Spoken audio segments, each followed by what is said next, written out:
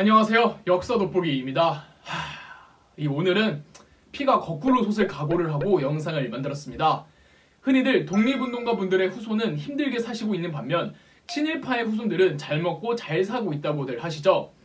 그렇다면 구체적으로 친일파의 후손들은 어떤 곳에서 어떻게 살아가고 있을까요? 친일파도 종류가 좀 있습니다. 크게 일제강점기 전에 나라를 팔아먹은 친일파와 일제강점기 이후 독립운동가를 탄압하고 민족을 팔아먹은 친일파들이 있죠. 이번 영상에서는 일제강점기 이전 나라를 팔아먹은 친일파들을 집중적으로 다루겠습니다. 대한제국의 주권이 일본에게 넘어가기까지 한 번에 넘어간 게 아니라 국가의 권한이 하나둘 과정을 밟아가며 일제에게 빼앗겼습니다. 굵직한 것만 보면 1905년 을사늑약 때 외교권이 박탈되었고 1907년 정미조약으로 대한제국의 군대가 해산되면서 국방력을 빼앗겼고 1910년 경술국치 때 최종적으로 한반도의 주권 전체가 일제에게 넘어가게 됩니다. 이 조약들은 전부 강요에 의한 건 맞지만 어찌됐든 조약이기 때문에 상호 합의와 서명이 필요합니다. 이때 각 조약별로 나서서 서명한 일제의 앞잡이들이 바로 이 친일파들인데 을사늑약 때 서명한 관료들을 을사오적 총 5명, 정미조약 때 서명한 관료들을 정미칠적 총 7명, 그리고 경술국치에 서명했던 관료들을 경술국적이라고 합니다. 여기서 삼관왕을 한 개새끼가 딱 한 명 있습니다. 을사오적, 정미칠적, 경술국적 모두에 해당하는 단 한 사람, 모든 조약을 주도하며 모든 국권을 갖다 바친 친일파의 리더격인 이완용입니다. 이완용은 몰락한 양반 집안 출신이지만 그의 양아버지가 흥선대원군과 사돈지간이었다고 합니다. 이완용은 마지막 순종 황제가 세자였던 시절에 그의 스승이기도 했고 독립협회 2대 회장 출신이기도 합니다. 이런 사람이 변절했던 거죠. 일제강점기가 시작되자 이완용은 일제로부터 높은 관직과 현 시세 약 100억가량의 보상금은 물론 1등 자위까지 하사받습니다. 이 3.1운동 직전엔 3.1운동을 기획했던 손병희가 이완용을 찾아가 이완용도 3.1운동에 참여해 죄를 씻으라며 제안을 했는데 이완용은 본인이 나서는 순간 맞아 죽을 것 같다며 거절합니다. 알긴 하네요. 그렇게 평생을 누리고 살다가 1926년 67세 나이로 사망합니다. 이완용이 가지고 있던 땅이 여의도 면적의 7배 가량이었다고 합니다. 죽기 전 이완용은 그 땅을 현금화했고 그 현금이 그대로 그의 아들에게 상속되었습니다. 이완용의 아들 이항구는 당대에도 방탕하기로 유명했다고 하고 그의 아들들, 그러니까 이완용의 손자들이죠. 이 아들들도 싹 다 일제로부터 자기를 하사받습니다. 자기를 하사받은 만큼 일본이 중일전쟁이니 대륙전쟁을 할 때 징병을 홍보해주고 헌금을 주도하는 친일 행위를 했죠. 이완용의 증손자 중에 이윤형이라고 있는데 1993년에 이윤형이 국가를 상대로 소송을 걸었습니다.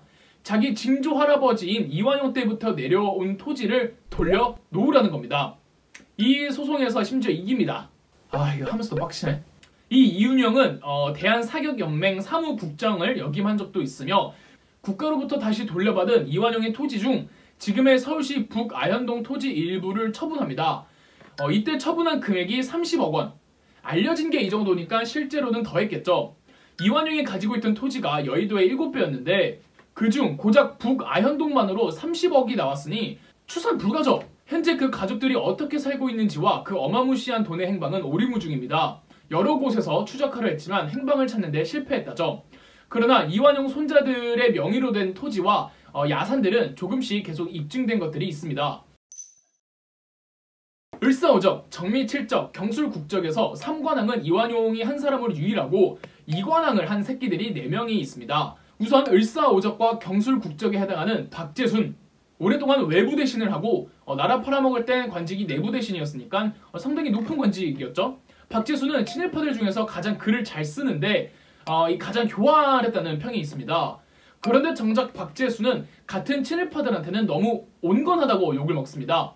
일제강점기가 시작되자 한국에 있으면 개인의 신변이 위험하다고 생각해서 일본으로 넘어갔고 현재 시세 기준 약 20억의 보상금을 받고 살아갑니다. 그리고 매년 그에 준하는 현금을 받기도 했고요. 박재순의 아들 박부양은 20살부터 그땐 귀한 오토바이를 타고 다녔고 역시 20살 때 한성은행의 대주주가 됩니다. 그런데 박부영의 아들, 그러니까 박재순의 손자는 할아버지와 아버지를 비판하며 광복군으로 활동해 해방 후에는 서울대 음대 졸업 후 성악가로 활동하다가 강원대학교의 교수가 됩니다. 이관왕을 한 또 한 사람은 정미칠적과 경술국적에 해당하는 고영희가 있습니다. 고영희는 대한산림협회와 토지조사국에 있으면서 한반도의 산과 토지를 일제에게 그대로 바치는 데 앞장섰습니다. 박재순처럼 강제 병합 후 20억가량의 보상금을 그리고 그에 준하는 연금을 받았죠. 그의 아들 고희경도 역시 자기를 세습하는 후 친일 관료로 역임했죠. 그런데 2009년엔 그의 후손들이 이 가문 대대로 내려오던 토지 일부를 매각 후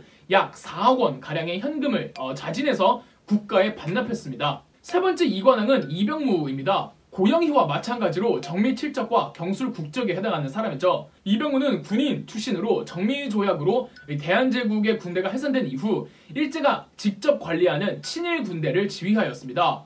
당시 직급은 중장 정도였다고 하네요. 역시 가문대대로 잘 먹고 잘 살았고 이병무의 증손자가 12대 국회의원을 지냈으며 88년엔 국무총리 비서실장을, 92년에는 환경부 차관을, 현재는 모 대기업의 부회장이랍니다. 모 언론에선 최고 환경 전략 전문가로 뽑혔습니다. 이 마지막 이관왕은 조중웅입니다. 조중웅은 정미칠적과 경술국적에 해당합니다. 일제강점기 땐 한국어를 최소화하고 일본어 교육을 확장하자고 아이디어를 제안했습니다. 조중웅은 남양주에 약 2억 상당의 토지를 가지고 있었고 당연히 세습이 됐겠죠? 그의 아들은 일본 제국군 육군 소위였고 방금 말씀드린 남양주 지역의 토지는 2008년경에 국가가 환수하는데 왜 개인의 재산을 정부에서 뺏어가냐며 불복한 채 그 후손들이 항소를 하기도 했습니다. 항소는 패소해서 국가가 환수하긴 해갑니다. 이제부터는 을사오적, 정미칠적, 경술국적 중 말씀드리지 않은 개별 매국노들을 살펴보겠습니다. 먼저 우리나라의 외교권을 박탈해간 을사늑약은 이토 히로부미가 군대를 동원해 궁궐을 포위하며 공포 분위기를 조성하는 가운데 대한제국의 강요들이 처음엔 전부 반대하다가 이완용을 선두로 이지용과 이근택이 찬성했고 그들의 설득 끝에 권중현과 박재순도 찬성을 합니다. 이완용과 박재순은 설명드렸고 다른 3명이 이지용, 이근택, 권중현입니다. 이지용은 마음에 들어하는 기생을 첩으로 삼으려고 했으나 이 기생이 역적의 첩이 되기 싫다며 거절했다고 하고 나라를 팔아먹은 대가로 엄청난 보상금을 챙긴 이지용은 정작 이 돈을 도박에 다 날려버렸다고 합니다. 이근택은 형제와 그 아들들까지 전부 친일 집안이었고 이근택의 증손자 중 한 명은 공주대학교의 총장이기도 했습니다.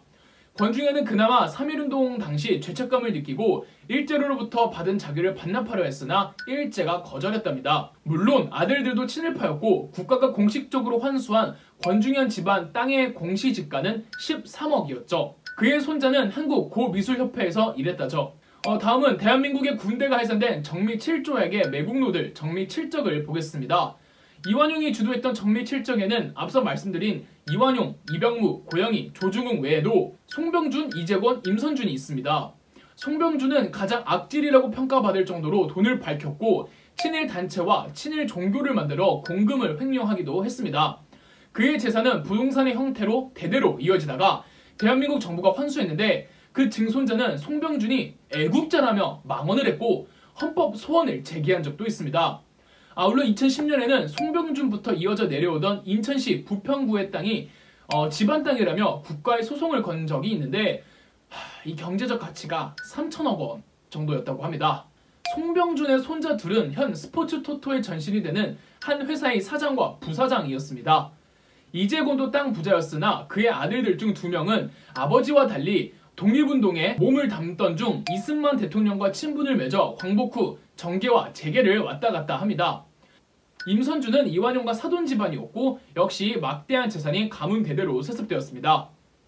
마지막 나라를 빼앗긴 경술국치. 이때 회의장에 있던 8명 중에는 역시 말씀드린 이완용, 이병무, 고영희, 조중웅, 박재순 외에도 윤덕영, 민병석, 조민희가 있습니다. 윤덕영의 재산은 이완용보다 훨씬 많았으며 당시 2만 평의 땅이 있었다고 합니다. 경복궁 기준 서쪽 전체가 전부 윤덕영의 집이었다고 보시면 됩니다.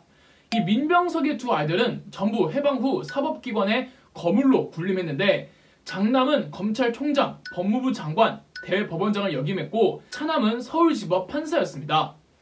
손자들도 법관 혹은 기업인으로 재산을 모았습니다. 민병석의 가문은 충청도에 약 10억 정도의 땅이 내려왔다고 합니다. 마지막 조민희는 이완용의 처남이며 친일의 대가로 보상금과 연금의 형태 수당을 받았으나 전부 도박으로 탕진했다고 합니다. 2005년 활동을 시작한 친일 반민족행위 진상규명위원회는 2006년경 1차적으로 106명, 2007년 2차적으로 195명, 2009년 3차로 705명의 친일파 명단을 시기를 구분하여 발표한 후 집계가 가능한 친일파들의 재산을 환수시켰습니다.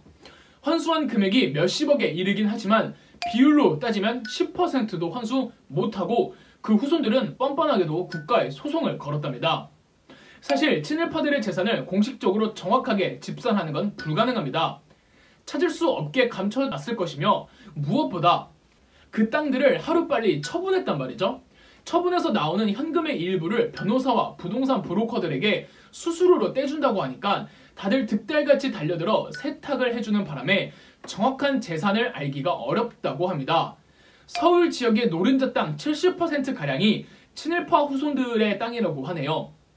이제 와서 친일파 청산은 어렵겠지만 최소한 양심이라는 게 있다면 친일파의 후손들은 비록 본인들은 억울하겠지만 감추려 들지 말고 조상들의 부끄러운 짓에 대해 사죄하려는 모습을 조금이라도 보이는 게 따뜻한 대한민국 국민의 모습이 아닐까 합니다. 그럼 역사 돋보기였습니다.